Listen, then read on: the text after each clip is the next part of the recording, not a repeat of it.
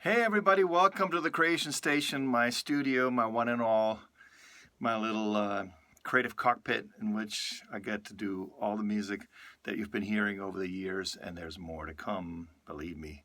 I just wanted to take a little moment to thank a couple of people about this little baby over here. This is a, let me swivel this around a little bit.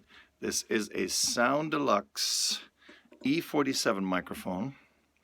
I forgot about the guy who put this together, but a couple of engineers were thinking about creating an emulation with all the best qualities of the U47, which normally runs about 10 grand, and then you need the preamp and all that good stuff, and you have to find a good one. This microphone, new, was around about $37.50 or something like that. You can buy them. I saw one on Reverb for about $3,500, and just recently, I worked with my good buddy and beloved client, Patrick Barnett, and we worked on a big band recording project that he tracked the vocals at Capitol Studios Studio D, where they very lovingly preserve Frank Sinatra's mic, the world-famous U47, an incredibly good one, with just the silkiest, beautiful top end. And he came in here to do a few overdubs, and we were wondering, said, you know what, maybe we can use my mic to see if it would hold up against the U47, which is quadruple its money, if you factor all the infrastructure around into the mix. And what we found out, we created two tracks, one with a U47 track from Capitol Studios D and one with the E47 right below it, and I thought, okay, I probably have to do a whole bunch of EQing and warming up or whatever. And to our surprise, we were able to take the audio from my track and pop it right in the upper track where Frank's mic was, with the things that Patrick was plugging in, the overdubs, and without any further changes. I noticed that maybe on the side of the preamp they had a little bit more very beautiful top end, and I just equalized it just up a little bit here. And other than that, it was the raw sound of this mic, which unbelievably strongly likens the U47 in a positive way. So it's a little warmer overall, but only a smidge. So you won't be able to detect it if you go between U47, E47, U47, E47. We won't be able to detect it. We had the same experience with the same microphone on Amanda Broom's record that I co-produced with my dear friend Michelle Browerman about, is that 7 years ago now? Groundbreaking project for me. I'd never done anything that had to do with musical theater before, or brought, cabaret. And that turned out to be the same situation where a few vocals were recorded at Bruce Botnick's beautiful studio up in Ojai on a great U47. And then merged and klooched together with tracks from this E47. So anyways, this is my baby. It's been with me something like, 13, 14 years now, and I have not regretted a single day. And right now, I just wanted to show you this. We're in the studio now, and I wanted to show you that this microphone is mounted in the room in a way, I would call it a flown microphone, and take a look what it entails. So there's a little contraption, let's see if we can actually see this, that I mounted it to the roof. So I can height adjust it, of course, slide it up and down in this contraption. And so the microphone hangs down. Why is that a good thing?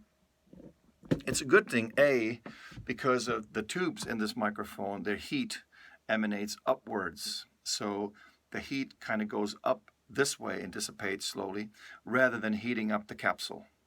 That's the first reason why I like it flown like this. Second of all, there's a good reason why if you see any photo up with Frank on this microphone, you see that it's always hanging upside down like this, not standing up. The other reason is why I have it like this is the singers in my studio over here have their hands free, so you can get into the act and get into the story that you're talking about, and your hands do not bump into a microphone stand. Of course, it's also very good because then you can have your sheet music stand here and put it very close to you, because there's no stand obstructing it. I never like, singing on microphones on stands. There's something obstructing, and I need this space before me free. The other thing that's a little obscure about this microphone and the type of microphone that this is, which is a valve condenser. with a large diaphragm is the position of its diaphragm. Look at this. I'm just going to turn a little light on. See how low the capsule is? See, it's not in this. You'd expect it to be in the center, but it's at the bottom. So that means when you sing on this microphone, you want to be not aiming for here. You want to aim down about almost an inch further down. So you can sing almost towards that silver rim here on the outside, and you will be right in the sweet spot. It's a very interesting microphone, and it's an all-round blessing. You know, if I'm working, this is the microphone you're going to hear, and you're already hearing Rosalind Kind on, and Patrick Barnett, and now also my new client, Mark Anthony Brooker, who has a stunning voice. This microphone, a simple Pro Tools compressor and a simple Pro Tools EQ yielded a sound that just transported me back into the golden age of jazz and Rudy Von Gelder's recordings. I swear to God. Because, you know, a lot of modern microphones have a coldness about them, that vintage warmth. This is the deal. So I'm really happy about this puppy. And I wanted to shout out the guys who, you know, I don't know if they're still around, if they still manufacture microphones. I think they still do. Soundelux is probably still in business. They're fantastic. Anyways, that's it from the Creation Station. A little insight about tube microphones. The thing, by the way, also to remember is when you, of course, you will have a popper stopper before this. You know, you can't record on these mics. They're so sensitive without the popper stopper. But if you put the popper stopper about in this distance, say about an inch away, you can even be closer, but you don't want to be right on it because then you get proximity effect. This microphone gets too warm. You want to back off so that you're about maybe here. That's where your mouth should be, or about here. That's a good distance for this kind of microphone. And that's the deal. Signing out from the Creation Station. Please come to the website, check out some of the stuff I'm working on constantly here. My Brazilian project. Come to stefanoberhoff.com, STEPHANOBERHOFF.com. And if you got projects to record, you know where to find me. Phone numbers in this post, in the comments. Okay?